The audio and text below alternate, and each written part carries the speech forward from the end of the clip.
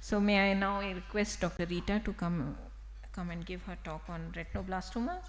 Dr. Rita is associated with University of Indonesia National Central Hospital, and her main area of interest is retinoblastomas and pediatric ophthalmology in general. Thank you, moderator.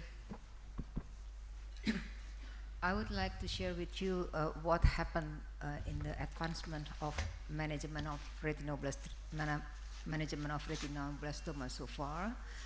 What we are doing differently in 2025. I have no financial to disclose. Yeah, as we know that there is a shifting trends in retinoblastoma management.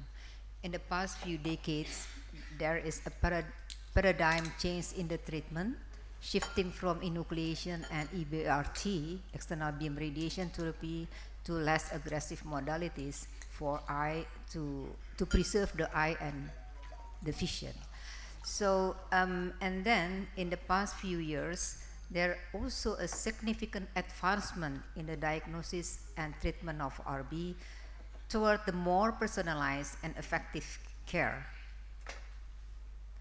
So we have entering the era of precision medicine, which is focused toward the personalized treatment strategies through identification of biomarkers. We know that there is shifting from cellular-based or pathological risk factors to more molecular genetic-based marker as indicators for the diagnosis and prognostic marker.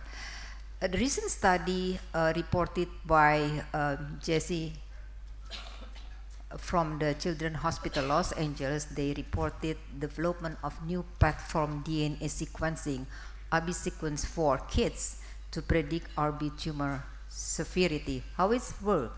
It is they take the aqueous hormone liquid biopsy and then run into the new platform sequence at the diagnosis. This is to predict two biogenetic prognosis markers, which is mix and amplification, which will predict the tumor aggressiveness, and the second markers is 6p gene to predict the recurrences, the potential recurrences of the tumor. So this is very useful that can predict eyes that can respond to the therapy and be safe or likely fail to the treatment, require enucleation. So this is reducing the unnecessary treatment. But nevertheless, although this is a promising approaches, the ongoing validation is still required. The second point to note is there is significant trend toward targeted primary therapy with selective IAC and intravitreal chemotherapy. The goal is to increase the drug concentration in the tumor while minimizing the systemic side effect. Two approaches has been reported. One is IAC or OAC, selective intraarterial chemotherapy. We know that this procedure developed quite long time ago by Suzuki, the Japanese doctor, introduced the intraarterial melphalan delivered through microcatheter directly to the ophthalmic artery. So melphalan, topotecan, and carboplatin is multiple agents that commonly used, but nevertheless there are side effects.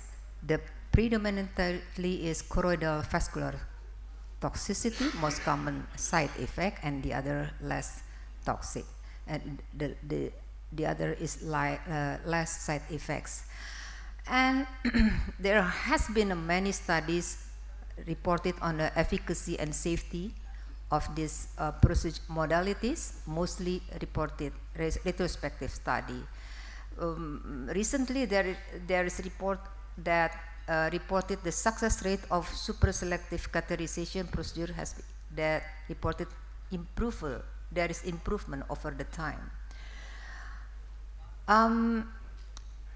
There was a study reported by Koharian et al. From the New York group, retrospective cohort in 571 patients.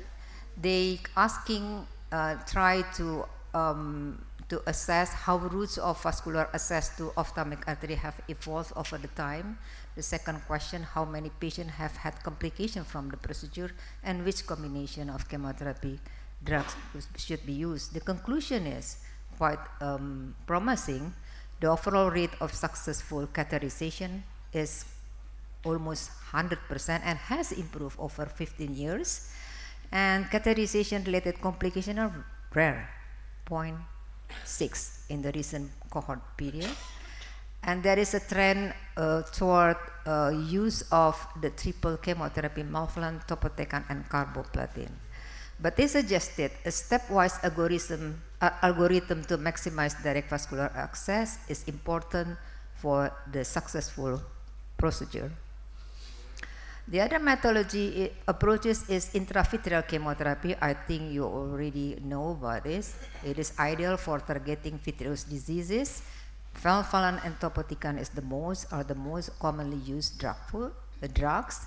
How is the efficacy? Quite high, 80 to 100% efficacy in response to the vitreocytes. And recent study reported quite high 90 and 1 month follow-up with IV topotecan 30 microgram in 0.15 milliliter is effective against both refractory and recurrent vitreocyte after completion of intravitreous or IAC. And how about the safety?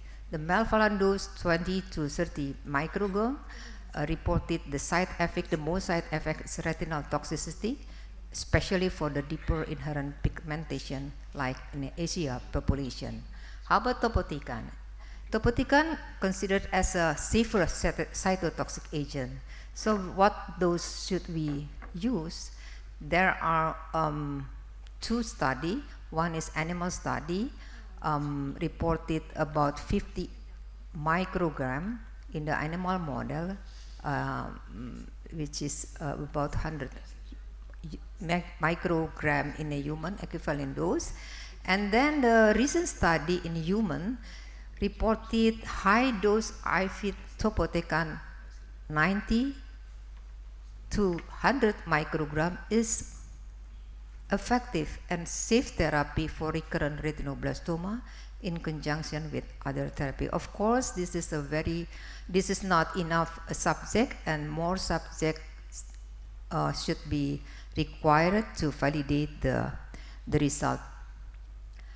The number 3 is development of novel treatment for oncolytic viruses and immunotherapy. This is an emerging therapy aimed to selectively target and destroy cancer cell while sparing healthy tissue, showing promising result for intraocular tumor, which is unresponsive to conventional treatment. There are 2 examples, which is oncolytic adenovirus therapy targeting the RB1 VCN-01. I think yesterday there are a speaker reported this in one session. And then the other modalities is immunotherapy, GT2 ganglioside, but this is still in a limited translation before we apply it into the clinical practice. This is just to show which very busy table, but about the phase 1 VCN-01 trial. You can read it in a publication, in the references, but the result is promising that VCN-02 is clinically effective in RB patient. The other results significantly reduce the number of vitreocytes, quite safety, well tolerated, and VCN replicated with RB tumors over time. But this is also have to be conducted in a more phase 2, and phase 4 before we apply it in a clinical practice. The point first is the trends to get more global collaboration in order to enhance care and research International collaboration among treatment centers as here facilitate the sharing data, accelerating the development, ensuring benefit patient.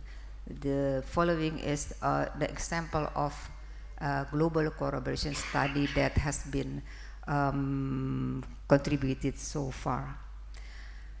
So, what is the despite the very advancements, but there is challenge and future direction in RB. Less progress, however, in management of advanced and extraocular or metastatic disease. This group of RB continues to have poor prognosis. And the other thing is shortage in access to the best treatment option in low, middle, and middle income country because of limited resources. So, and as a conclusion, what we are doing differently in 2025, eye globe preservation treatment continue to advance rapidly. Several new approach, IAC and intravitreal being developed, making intraocular RB the most curable pediatric cancer in high-income country. But how is it in a low-different country? Challenges in implementing this approach, new approach in some low-income countries is still there due to limited facilities. The conclusion number 2 is less progress in the management of extraocular or metastatic RB, which therefore continues to, this group of RB still have a poor prognosis.